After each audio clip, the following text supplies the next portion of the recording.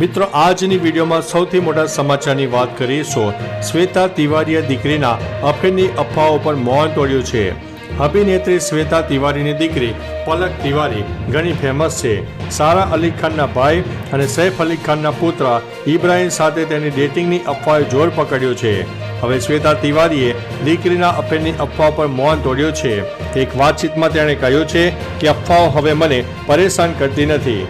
અફવાઓ અનુસાર મારી પુત્રી દર ત્રીજા છોકરાને ડેટ કરી રહી છે અને હું દર વર્ષે લગ્ન કરું છું, કોઈ ફરક પડતો નથી। મિત્રો, અન્ય મહત્વના સમાચારની વાત કરીએ તો ખાદ્ય મસાલાના નમૂનાઓમાં ઝેરી તત્વો મળી આવ્યા। બનાસકાંઠા જિલ્લા ખાદ્ય અને ઔષધ નિયમન તંત્ર દ્વારા હાથ ધરવામાં આવેલી તપાસમાં એક ચિંતાજનક તથ્ય સામે આવ્યું છે।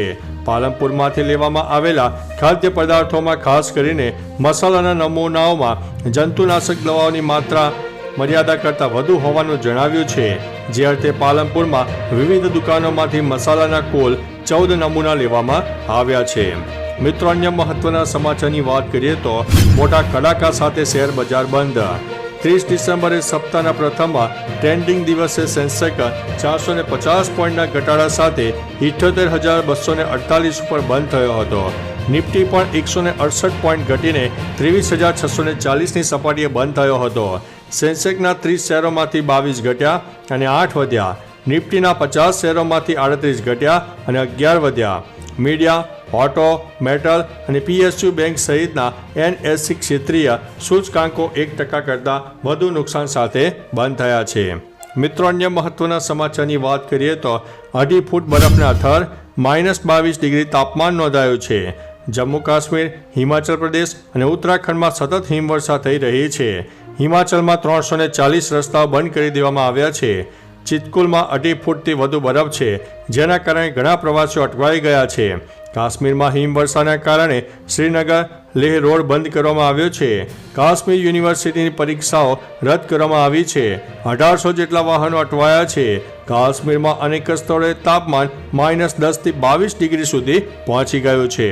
મિત્રો, અન્ય મહત્વના સમાચારની વાત કરીએ તો સુરક્ષા મોરચે ભારત ભાગ્યશાળી નથી તેવું રાજનાથ સિંહે જણાવ્યું છે। રક્ષામંત્રી રાજનાથ સિંહે કહ્યું છે કે સુરક્ષા મોરચે ભારત બહુ ભાગ્યશાળી દેશ નથી। આપણી સેના ઉત્તર અને પશ્ચિમી સરહદો પર સતત પડકારોનો સામનો કરી રહી છે। આપણે શાંતિથી કે નિશ્ચિત થઈને બેસી નથી શકતા। આપણા દુશ્મનો અંદર હોય કે બહાર હંમેશા સક્રિય રહે છે। આવા સંજોગોમાં આપણે તેમની ગતિવિધિઓ પર ચાંપતી નજર રાખવી જોઈએ। તેમની સામે યોગ્ય સમયે વધુ સારા અને અસરકારક પગલાં લેવા જોઈએ।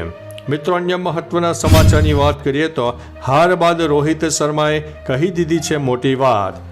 બોર્ડર ગવાસ્કર ટ્રોફીની ચોથી ટેસ્ટ મેચમાં ઓસ્ટ્રેલિયાએ ભારતને હરાવ્યા બાદ કેપ્ટન રોહિત શર્માએ કહ્યું છે કે અમારી પાસે વધુ સારું પ્રદર્શન કરવાની તક હતી, પરંતુ અમે તે તકો ગુમાવી દીધી છે।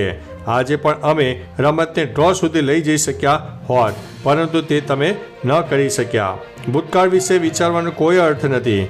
એક બેટ્સમેન તરીકે હું ઘણી વસ્તુઓ કરવાનો પ્રયાસ કરી રહ્યો છું, તે સ્તર સુધી પહોંચી રહી નથી।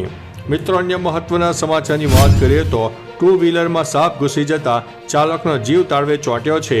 શિયાળામાં દરમિયાન સરીસૃપ ઘરમાં ઘૂસી જવાના બનાવો બનતા હોય છે। ત્યારે આણંદ પાસે આવેલા વલ્લભ વિદ્યાનગર ભાઈકાકા સ્ટેચ્યુ પાસે એક્ટિવાની હેડલાઇટમાં છુપાઈને બેઠેલો 3.5 ફૂટ લાંબો સાપનું રેસ્ક્યુ કરવામાં આવ્યું છે। કરમસદ બંસરી પાર્ક સોસાયટી પાછળ રહેતા યામીન માછીએ એક્ટિવા સ્ટાર્ટ કરતા તેનું ધ્યાન સાપ ઉપર ગયું હતું। આ સાપ એક્ટિવાની હેડલાઇટમાં સંતાયો હતો। મિત્રો, અન્ય મહત્વના સમાચારની વાત કરીશું। દેશ આખો શોકમાં અને રાહુલ ગાંધી વિયેતનામમાં। મનમોહન સિંહને શ્રદ્ધાંજલિ લઈને ભાજપ અને કોંગ્રેસ વચ્ચે વિવાદ શરૂ છે। હવે ભાજપે રાહુલ ગાંધી પર પ્રહારો કર્યા છે। ભાજપે કહ્યું છે કે એક તરફ સમગ્ર દેશ મનમોહન સિંહના નિધનથી શોકમાં છે, બીજી તરફ રાહુલ ગાંધી નવું વર્ષ ઉજવવા વિયેતનામ ગયા છે। અગાઉ ભાજપે મનમોહન સિંહના અસ્થિ વિસર્જનમાં કોંગ્રેસ અને ગાંધી પરિવારમાંથી કોઈ ગયું નથી તેવી ટીકા પણ કરી હતી।